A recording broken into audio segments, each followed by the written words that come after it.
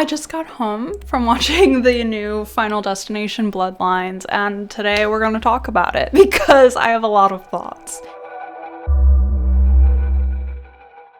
This movie I enjoyed, but I kind of wish it was better than it was.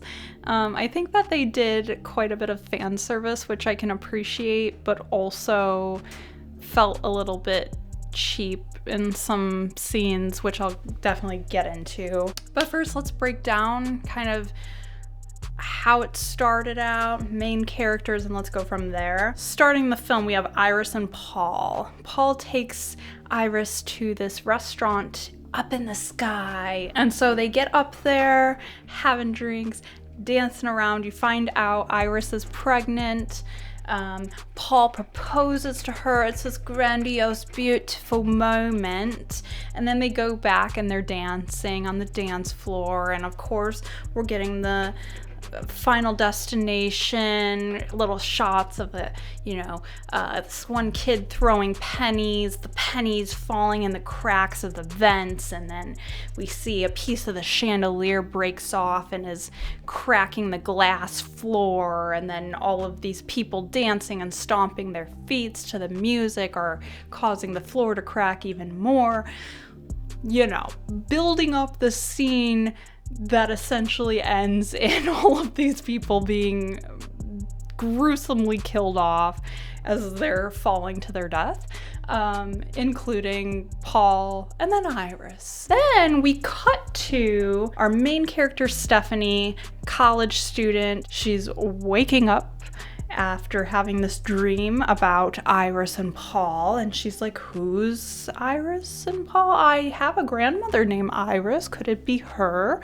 So Stephanie is having these reoccurring dreams nonstop about her grandmother, and so she goes home and she asks her dad, hey, who is my grandmother? Like, can you tell me about her? And her dad's like, nope, we're not talking about it.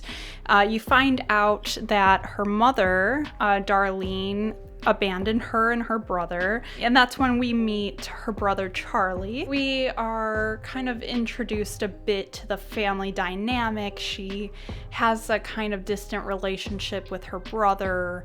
It's kind of clear, like, she went to college and kind of stopped talking to everyone, as it's sometimes typical. I can understand that. And so we end up seeing her going to meet up with her cousins and her uncle to get more information from the uncle, because Iris was her mother's mother. And since her mother left, she can't talk to her mom about it. So she goes to her uncle, and that's where we meet the rest of this ensemble cast. We have Eric, the pierced up, tatted tattoo artist, comedic relief character. We have Bobby, he's the teen dumb boy character. We have Julia, she is like the blonde bimbo teen character. We have all of these characters, and then of course the uncle and the aunt. She asks the uncle about her grandmother Iris, and the uncle is like very insistent on not talking about it, and gets out of her aunt an address. So she goes and meets Iris, and she's like, hey, I've been having these reoccurring nightmares about you. And Iris, basically, huge control freak. She's kind of made out to be like a psychotic woman that's trapped herself in a house for 20 plus years and is not going outside at all because of the fear of being killed, because she cheated death. So when Stephanie comes in, she's very apprehensive and like, hey, you need to like sit down when I tell you to, but like don't come near me. And so Stephanie's telling her about these dreams, and Iris is like, that actually happened. This is the sign that death is coming for you. And Stephanie's like, yeah, I think you might be a little crazy. So Stephanie's like going to leave, and Iris follows her out, and she's like, well, if you're not gonna believe me, you're gonna have to see me die, I guess. So she walks outside and gets immediately killed off by death. And that was a pretty gory kill. I did somewhat enjoy that kill, except for the blood looked a little weird to me. I couldn't tell if it was CGI blood or if they just used a very dark, syrupy blood, like fake blood. I don't know. Something about that did not look right to me. It was a little bit jarring. Then they have a funeral for Iris, and Stephanie's still thinking, like, is it real? Is she right? So at the funeral, she's trying to like warn her family, hey, I think Iris is onto something. And they're like, oh, sweetie, like it's been a hard day. It's okay. You know, the typical. So they kind of brush that off. Stephanie learns that her mother, Darlene, is going to be coming to this post-funeral barbecue that the family is doing, and she doesn't want to show up because she doesn't want to see the mother that abandoned her. So she like is staying home. She's reading a book that Iris gave her, which is a book detailing all of the people that survived the basically sky high restaurant scene. And then we kind of learn that that first scene that we saw was actually just the premonition, and that Iris was able to stop it from happening. And so she saved all those people's lives by basically warning everyone before the floor collapsed. But death came for all of them, one way or another. So, basically, Iris and one other person were the only survivors from that day. So Iris gave her this book detailing, like, here's all of the ways that you could die. Here's signs to look out for, things to avoid. Be careful. So she goes to this barbecue, and she shows up and she's like, oh my God, there is like death signs everywhere here. And bam shabam, her uncle is gruesomely killed by a lawnmower. Great kill. Beautiful. Loved that. I think the movie got even more unrealistic for me after that kill, because he has like a funeral. And immediately after the funeral, Stephanie has the whole family in a room, and she's like, guys, he was the first to die and you're all next. And I'm just like, you sat them all down? What did you tell them? Like, oh, hey, we're going to have a family conference. Everyone sit down. Is that what you said? And then you're telling them, oh, you're all going to die. Like, yes, she was right. But it's the fact that they all, like, were sitting through her talking about this right after the uncle just died. Like, his wife is fully sitting there, like, crying, and I'm just like, the fact that everyone, like, actually just sat through her little speech was, like, so unrealistic to me. And everybody kind of, like, brushes it off and doesn't really believe it. And then Eric is the next one to die. Eric basically survives this fire at his tattoo parlor, and then it's revealed that, oh, Eric actually was not related to his father. The mother cheated and he had a different dad. So actually Bobby is next. So then all the focus is put on save Bobby. So they go to find this other survivor that Iris mentioned. And they find him, and it's the guy that's been in all, I don't know if he's been in every single one of the other movies, but he's been like pretty much all of them. The like ominous dude that works in a morgue. And so he's there and he's like, yeah, we're all gonna die someday. Like, it is what it is. Enjoy life while it lasts. So he gives like zero zero anything. The only bit that he tells them is like, if you want to cheat death, die and come back to life. So they basically try to get Bobby to have an allergic reaction from peanuts because he's allergic and die and then be resuscitated. That's not what happens. There's a very gory, deliciously gory for my gore lovers scene in which he's in a radiation room, and somehow the radiation machine gets kicked up to like full capacity level exceeding, and so magnets and metals are all being drawn to the machine. And, you know, Eric is covered in piercings, so his entire like body is just being like pulled to the machine and ripped. So he has a very gruesome death. Amazing. And then Bobby unfortunately has a pretty bad death as well.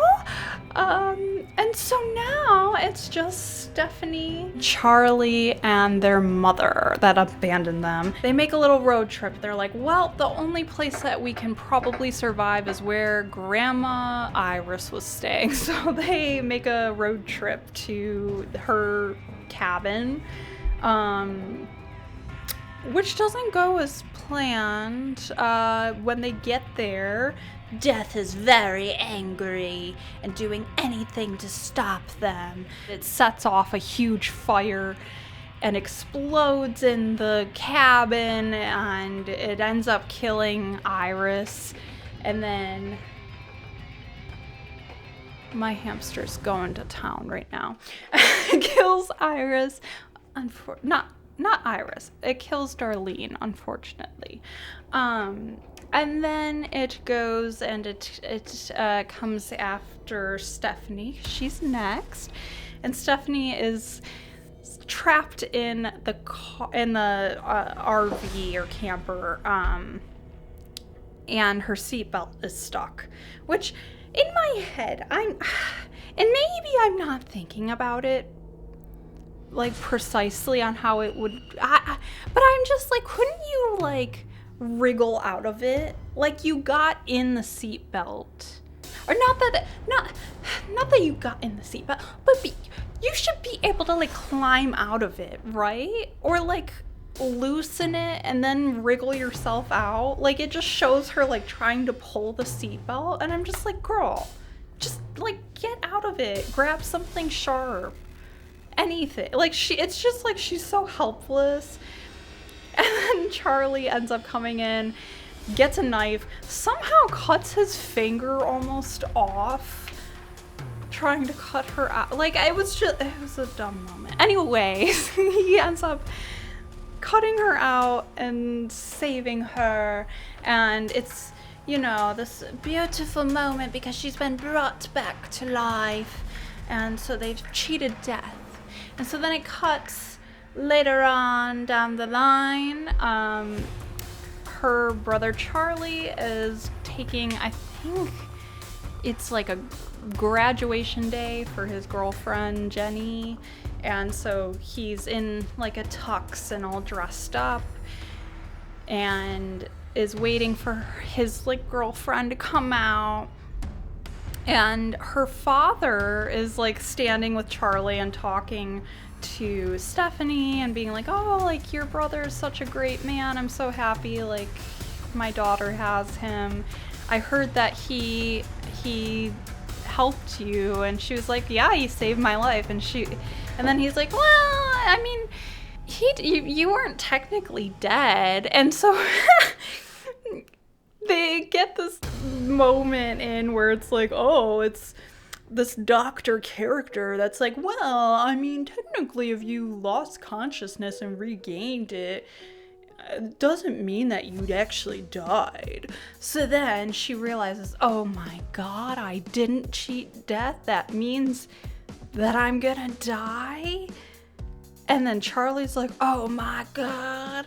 And then there's like a whole scene where the penny from the very, very first scene that this kid was throwing off of the rooftop restaurant plate has wound up in this one lady's wallet, and it goes out and it goes into the train railroads tracks and causes the train to like spun off the tracks, and we get a retcon from one of the past films of the iconic wood logs in the back of the truck that come out, you know, flying when they did the 3D films. And we have these fucking logs coming and it kills off Stephanie and Charlie. And that is how it ends. I thought it was a bit cheesy, to be honest. I still definitely enjoyed it. I love all of the Final Destination movies. I think they're just like a fun gore fest, and it kind of like, you know, even though it looks kind of cheesy and goofy, it's also like you remember those crazy deaths. You know, people still talk about, oh, I wouldn't want to be behind one of those trucks with the wood on the back, like, because it's, yeah, like, that's kind of a scary death. Or like the roller coaster one, like, oh, being on a roller coaster is a little scary because, like, what if somebody didn't tighten all of the bolts and the thing comes undone, and like, that's scary. Or the racetrack scene. Like, these iconic scenes from the movie have definitely stayed around. And I love them for the horror community. I did love the horror scenes and the gore scenes in this new movie. I will say, I think with some of the dialogue, it felt like they were very much trying to cater to Gen Z, which I always think comes across as really bad because as a Gen Z myself, I fucking hate the way that we talk, and I get it. I hear myself say like a million times and I hate it. It's just how I talk, but like, I don't want to see it in a movie because I realize it is incredibly annoying. And I think there's just some like really dumb stereotypes of Gen Z that oftentimes when films are trying to cater to Gen Z, they like to throw in these stereotypes, and it always comes across as like, cringy. And I definitely felt like the character Julia, she faced the brunt of that one. I think she got the worst character type in this one. Because, yeah, it just... And also Charlie's character very much just felt like the stereotypical boy that's on his cell phone, and like, it just, yeah, it definitely felt like it was someone writing to cater towards the younger generation, which I don't like. Like, just write characters that feel real. We don't need to cater, because catering never comes out the way you want it to. The thing that I did enjoy a lot was the comedic elements added to it, the film with Eric's character and Bobby. I think that they were both very fun characters to have in the film, especially Eric. He was a very comedic character, and his death was gory, but also I think was kind of funny. I had a terrible, annoying theater experience of being next to a very wasted man that talked the entire movie, but it was very funny sitting through Eric's death scene and hearing this man being like, he has a piercing on his penis head. What? Oh my god, his penis was pierced. Yeah, that was my movie experience. It was great. But I do think that, like, the thought that went behind Eric's character as just like the comedic, really liked that. And I do think that felt very fitting for the franchise, since the past films have always had a comedic relief character, and I think that Eric's character fit right in with that. I think overall, decent enough movie. I think it fits pretty well with the rest of the franchise. Could it have been better? Absolutely. Was it cheesy? Yeah. Was it realistic? No, not at all. Was it fun? Yeah, I quite enjoyed myself with it. So yeah, I think I am gonna go and finish my coffee because I'm only like halfway there. But I hope you guys have a great rest of your day, and I will be back soon for a new video.